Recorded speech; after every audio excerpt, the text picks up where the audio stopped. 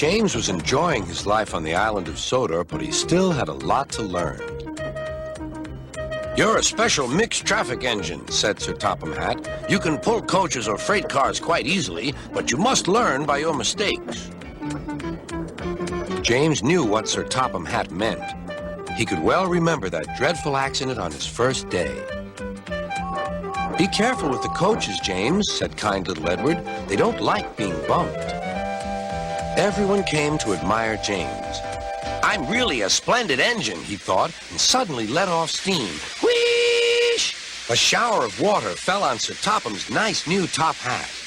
Just then the conductor blew his whistle, and James thought they had better go. Go on," he puffed to Edward. Don't push," replied Edward. The coaches were grumbling too. Don't go so fast. But James didn't listen.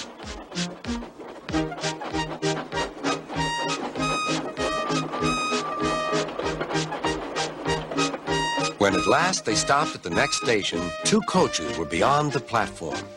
They had to go back to let the passengers out. But no one seemed to know about Sir Topham's new hat, so James felt happier.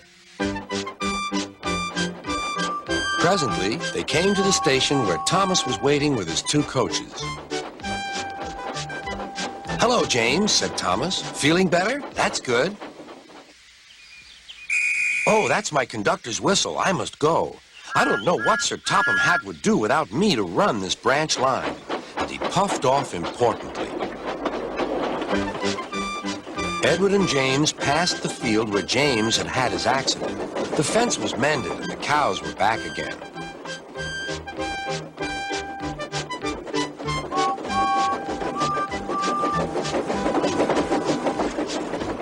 They ended their journey and rested before setting off for home. James was still wondering what Sir Topham would have to say about his new hat.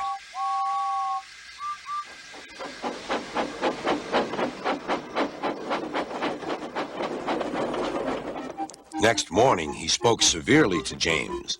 "If you can't behave, I shall take away your red coat and have you painted blue." James didn't like that at all. He was very rough with the grumbling coaches as he brought them to the platform. "Don't talk. Come on."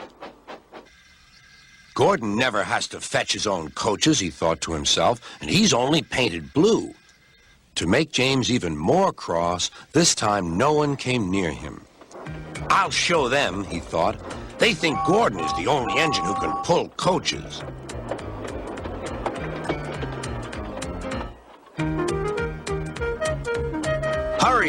Hurry, puffed James. You're going too fast, replied the coaches. James laughed and tried to go faster, but the coaches wouldn't let him. We're going to stop.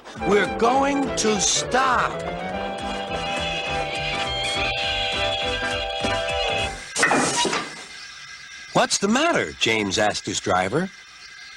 The brakes are on. Leak in the pipe, most likely. You've banged the coaches enough to make a leak in anything. How shall we mend it? Said the conductor. We'll do it with newspaper and a leather bootlace, replied the driver. Well, where is the bootlace coming from? Asked the conductor. Ask the passengers, said the driver.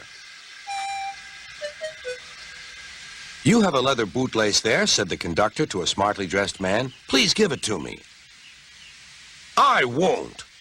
Then I'm afraid the train will just stop where it is. The passengers all said what a bad railway it was. Then they told the man how bad he was instead. Everyone was very cross. At last, he handed his laces over. The driver tied a pad of newspaper tightly round the hole in the brake pipe, and James was able to pull the train.